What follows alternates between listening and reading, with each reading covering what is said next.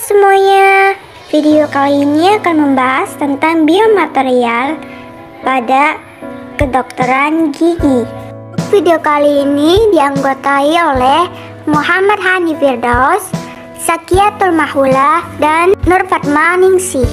Oke, pertama kita membahas tentang biomaterial. Apa itu biomaterial? Biomaterial adalah semua material sintetik yang digunakan untuk menggantikan atau memperbaiki fungsi jaringan tubuh berkelanjutan atau sekedar bersentuhan dengan cairan tubuh kadangkala terbatas. Selanjutnya ada fungsi biomaterial. Fungsi biomaterial sebagai pengganti bagian yang rusak, berperan dalam proses penyembuhan, memperbaiki fungsi tubuh, membantu diagnosa dan perawatan. Fungsi biomaterial membuat aplikasi medis buatan misalnya seperti lensa kontak, alat pacu jantung, implan gigi, dan sendi. Dengan adanya biomaterial memberikan penglihatan yang baik, detak jantung yang baru, gigi yang lebih kuat, dan sendi yang nyaman.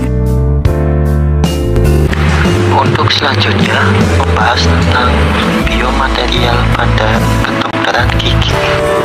Biomaterial dibagi menjadi dua kelompok. 1. Biomaterial alam. 2. Biomaterial buatan atau sintetik.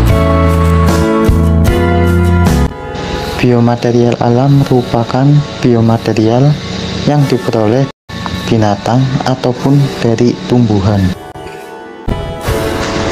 Pada biomaterial sintetik, bahan yang biasanya digunakan yaitu logam, polimer, keramik. Material yang digunakan sebagai produk klinik. 1. Bahan cetak. Material cetak atau impression material merupakan material yang digunakan untuk mengambil cetakan dari rahang atau jaringan mulut beserta gigi-giginya. Alginat adalah polimer linier organik polisakarida yang terdiri dari monomer A sampai L, asam gluronat, G dan B sampai D, asam manuronat, M, atau dapat berupa kombinasi dari kedua monomer tersebut. Alginat dapat diperoleh dari ganggang coklat yang berasal dari genus Ascophyllum, Eclania, Durvillae, Laminaria, Lawsonia, Macrocystis, Sargassum, dan Turbinaria. Kedua, ada bahan semen dental. Salah satu bahan semen dental adalah semen ionomer kaca yang merupakan salah satu bahan restorasi yang banyak digunakan oleh dokter gigi. Karena mempunyai keunggulan, yaitu prestasinya dapat minimal, ikatan dengan jaring gigi secara kemis, melepaskan fluor dalam jangka panjang, estetis, biokompatibel, daya larut rendah, translucent, dan bersifat antibakteri. Untuk lebih jelasnya bisa dilihat dari slide berikutnya ya. Halo guys, hari ini aku mau membahas mengenai reaksi kimia yang terjadi ketika kita mencampur bubuk dan liquid GIC. Kenapa sih kita harus terlapis GIC dengan varnish atau petroleum jelly? Bagaimana sih mekanisme adisi ke gigi dan bagaimana cara GIC menyediakan fluoride untuk gigi kita? GIC itu tersedia dalam bentuk bubuk dan liquid. Bubuk yaitu mengandung kalsium aluminium lorosilikate dan liquidnya mengandung air. Ini penting, dan juga berbagai jenis asam. Pada GIC tradisional, yang utamanya adalah asam poliakrilat. Nah, ketika kita campur liquid dan powder, akan terjadi sebuah reaksi kan? Di video ini kita akan bagi reaksi ini menjadi 3 tahapan utama. Tahapan pertama ada acid attack rate. Intinya di sini liquid kita, asam kita ini ya, poliakrilik acid ini akan menyerang bubuk GIC kita. Menyerang itu maksudnya dia akan membuat bubuk kita ini terionisasi. Terionisasi itu maksudnya kalsium aluminium klorosilikat kita akan terpecah menjadi ion-ion penyusun.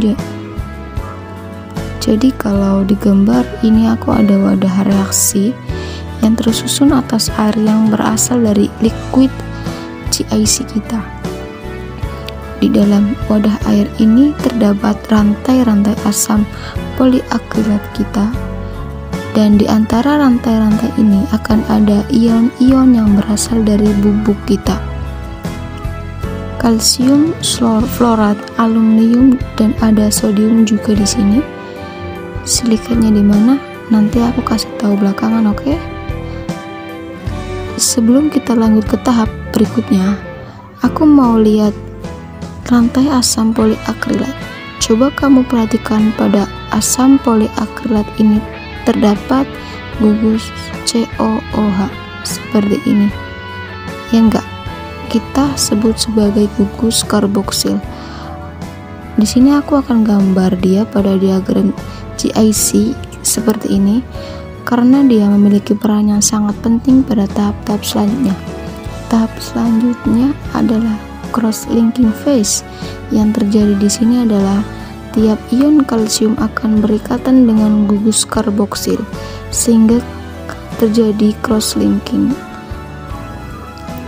Tahap selanjutnya adalah cross-linking phase.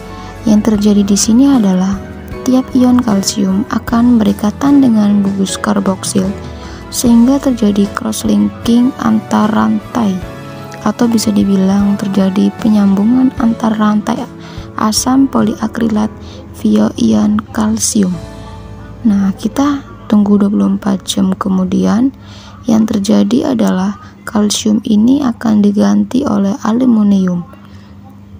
Bisa dibayangkan bahwa jika ikatan dengan aluminium ini lebih kuat lah ya daripada ikatan dengan kalsium di awal, sehingga kekuatan dan integritas di IC kita semakin mengikat. Sekarang kita masuk ke tahap terakhir, yaitu maturasi. Jadi setelah cross-linking dengan aluminium, GIC sepanjang umurnya akan mengalami hidrasi, yaitu dia akan menyerap air dan ini akan meningkatkan lagi stabilitas dan kekuatan GIC. Dan ini adalah proses maturasi. Nah, di sini kamu bisa lihat juga bahwa ada beberapa komponen yang tidak ikutan bereaksi. Ada fluoride, ini penting ya, ada sodium atau natrium kita. Lalu sebenarnya ada juga beberapa pupuk-pupuk yang belum bereaksi. Ya, jadi dia akan tersebar seperti ini dan dia akan dikelilingi oleh silika.